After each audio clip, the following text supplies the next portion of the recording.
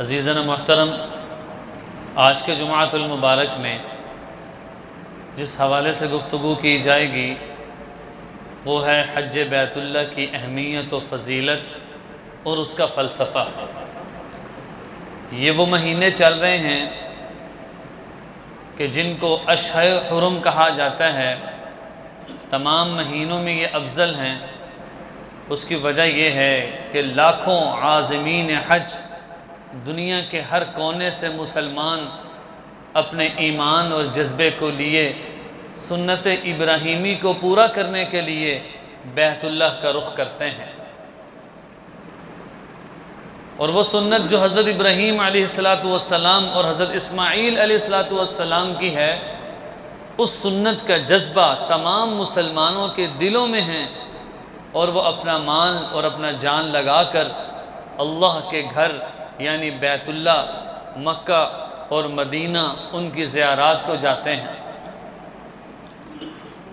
तो याद रखिए, जहाँ पर अरकान इस्लाम की बात आती है, बुनियल इस्लाम अला खम्सिन, कि इस्लाम की बुनियाद 5 चीज़ों पर हैं। उनमें से जो अहम चीज़ है वो हज्जुल बैति मन इस्तताअ इलैहि सबीला, कि अल्लाह के घर का हज करना, जो लोग इसकी इस्तिताअत रखते हों, ये भी अरकान इस्लाम में से है।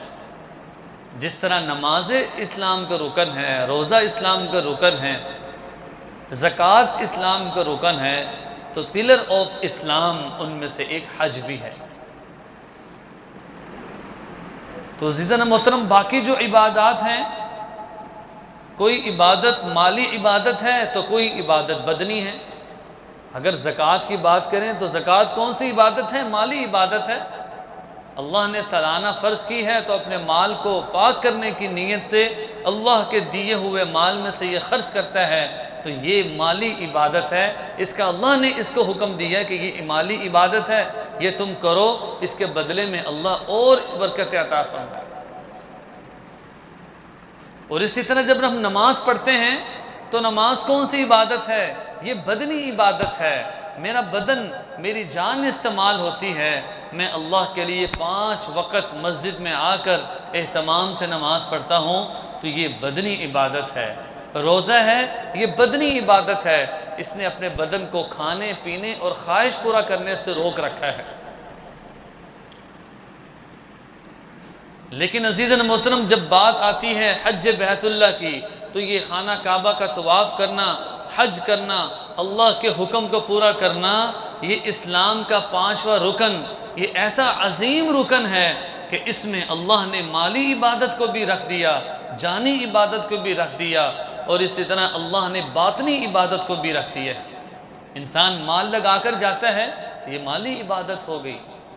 उधर अपने बदन को इस्तेमाल करता है, मुशक्क़त उठाता है, थकता है, कभी अरफात के मैदान में जा रहा है, कभी सफ़ा मरवा की सई कर रहा है। तो ये सारी वो चीज़ें हैं, ये मुशक्क़त है ना, कि ये अपने बदन से करता है, तो ये बदन भी इबादत है। बातनी दिल की सफाई है कि जब इसने ये अमल कर लिया, अल्लाह फरमाते हैं मन हज्जल बैता, कि जिसने मेरे घर का हज किया, उसमें कोई झगड़ा, कोई गुनाह का काम नहीं किया, गुफ़िर लहू मा तक़द्दम मिन ज़ंबिही, तो उसके साबिक़ा सारे गुनाहों को अल्लाह मुआफ़ फरमा देते हैं। तो अब अज़ीज़ान मोहतरम, जिस तरह ये बहुत बड़ी इबादत है, तो आखिर इस इबादत की भी कुछ शराइत और कुछ आदाब हैं। आज के जुमाअतुल मुबारक में उस हवाले से गुफ्तगू करेंगे कि हज बैतुल्लाह ये मामूली इबादत नहीं है, ये अल्लाह रब्बुल इज़्ज़त का बहुत बड़ा हुक्म है।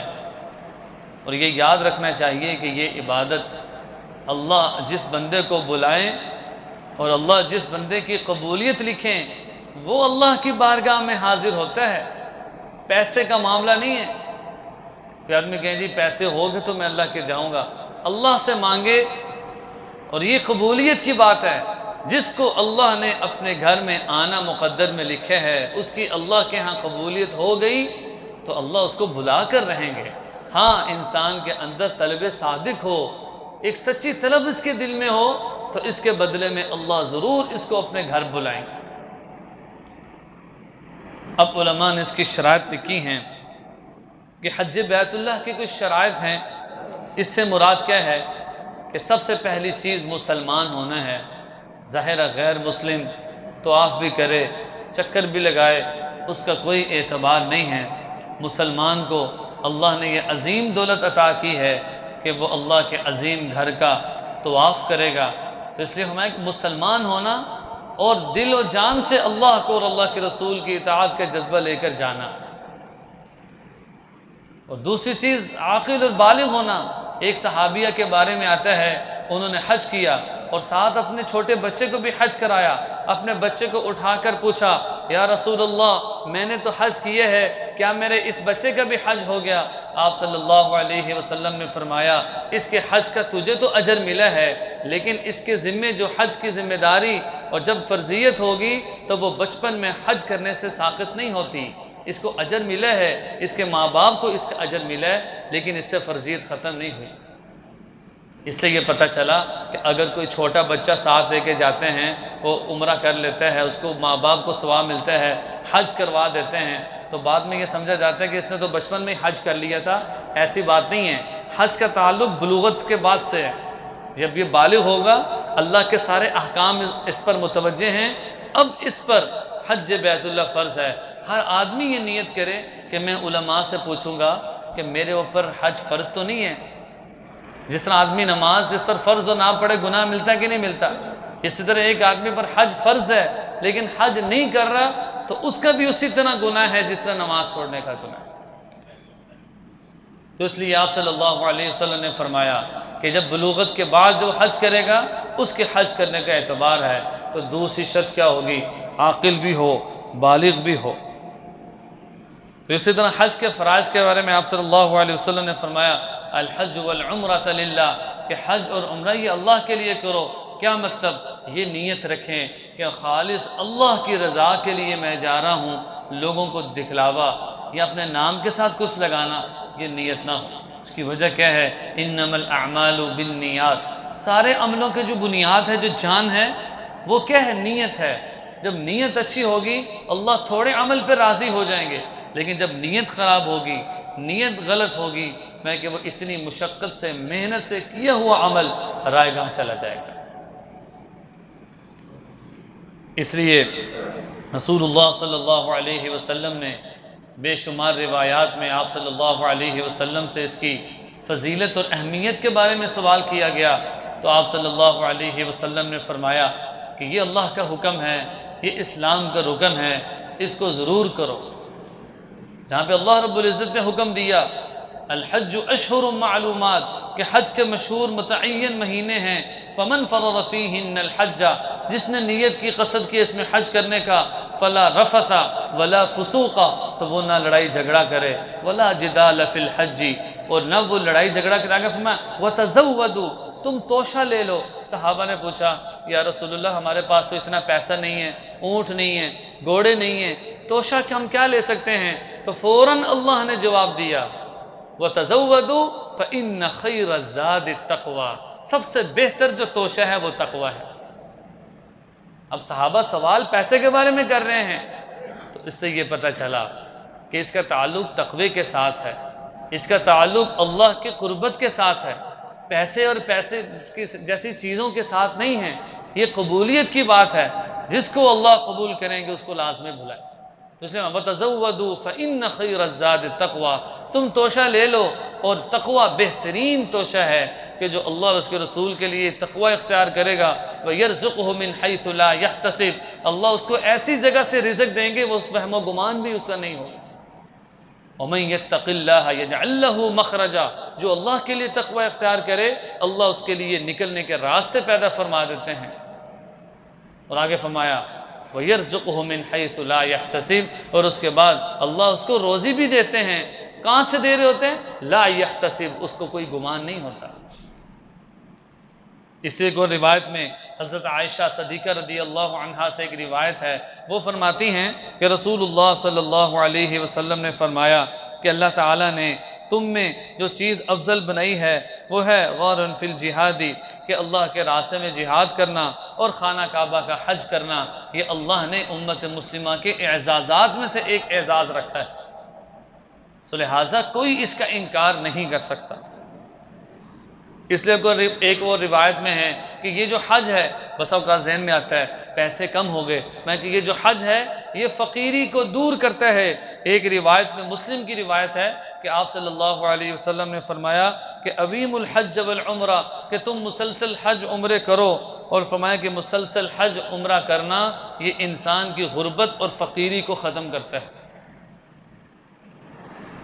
अब इन सारी चीज़ों का मजमुआ ये है कि ये अल्लाह के काम हैं, बस इंसान की तलब सादिक होनी चाहिए, अपने दिल से मांगे और अल्लाह से मांगे, अल्लाह ज़रूर इसको कबूल फरमाएंगे। और यहाँ तक इसकी फजीलत के बारे में फरमाया कि जो आदमी अल्लाह के रास्ते में निकला, हज करने के लिए गया और वहाँ पर उसकी मौत आ गई, तो अल्लाह इसको शहादत का मर्तबा अता फरमाएंगे। इससे बड़ी क्या बात हो। इसलिए कुछ जा रहे हैं वो खुश नसीब हैं, अल्लाह हम सबको भी हज बैतुल्लाह नसीब फरमा दे, तो ये चीज़ें सामने हों। और ये जो हज है हमारे कि ये मामूली इबादत नहीं है, ये इंसानों के गुनाहों को मुआफ़ फरमाता है। जैसे खुतबे में ये रिवायत पड़ी, मन हज्जल बैता, कि जिसने हज किया, फ़लम यरफुस फ़लम यफसुक, और उसने कोई गुनाह का काम ना किया, गुफ़िर लहू मा तक़द्दम मिन ज़ंबिही, बदले में अल्लाह क्या देते हैं, मा तक़द्दम मिन ज़ंबिही, अल्लाह उसके गुज़िश्ता सब गुनाहों को मुआफ़ फरमा देते हैं। तो ये गुनाहों की मुआफ़ी का भी एक ज़रिया है।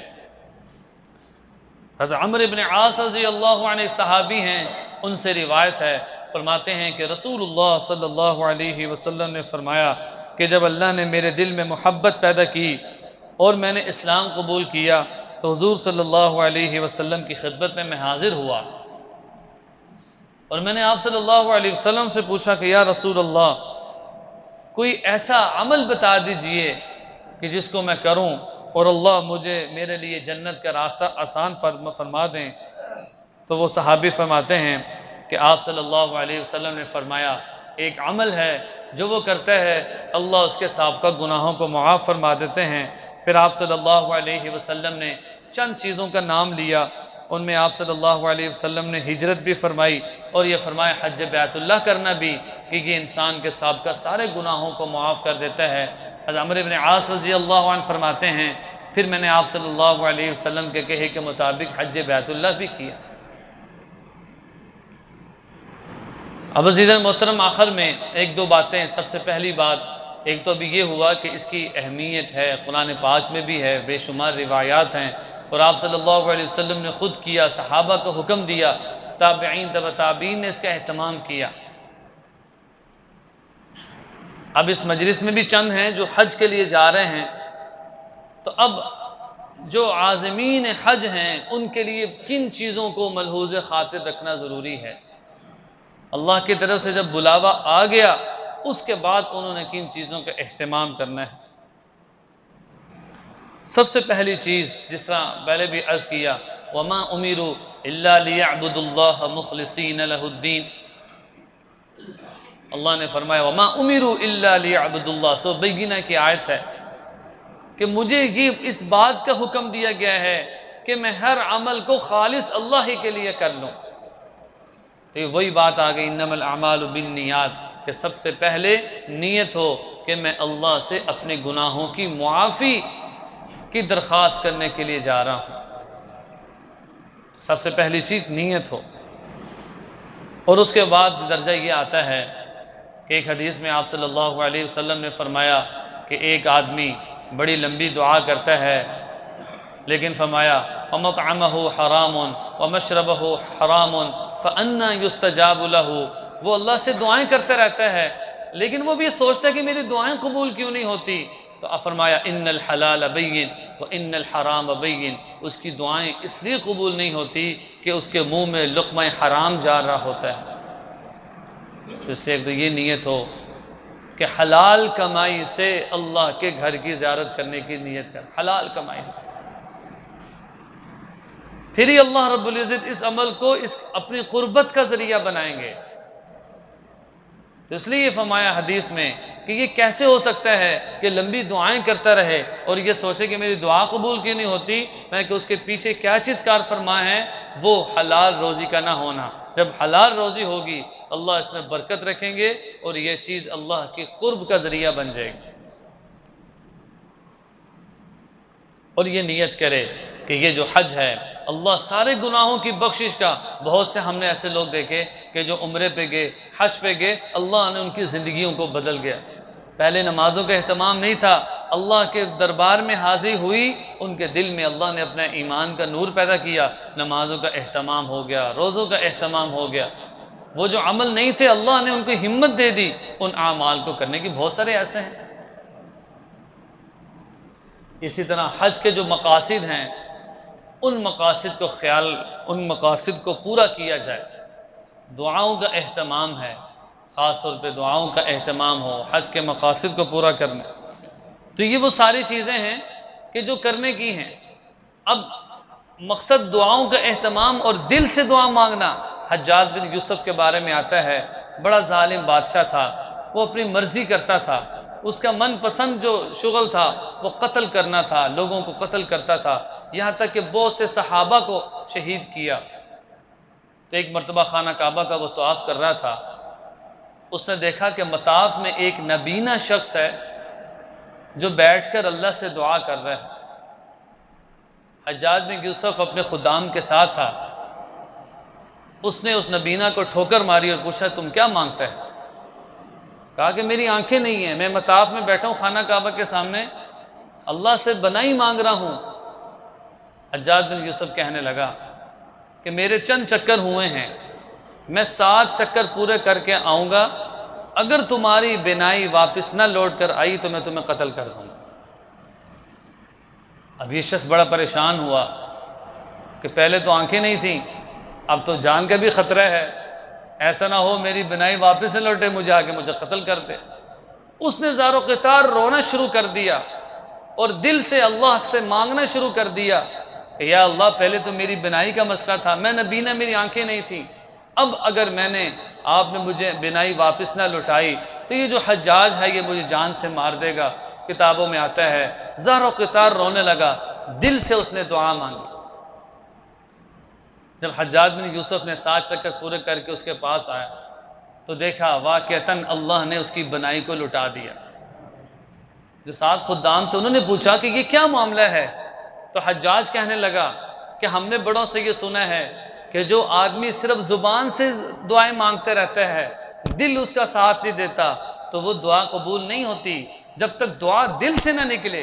जो दुआ दिल से निकलती है वो असर रखती है, अल्लाह उस दुआ की बरकत से इसके मसले हल करते हैं।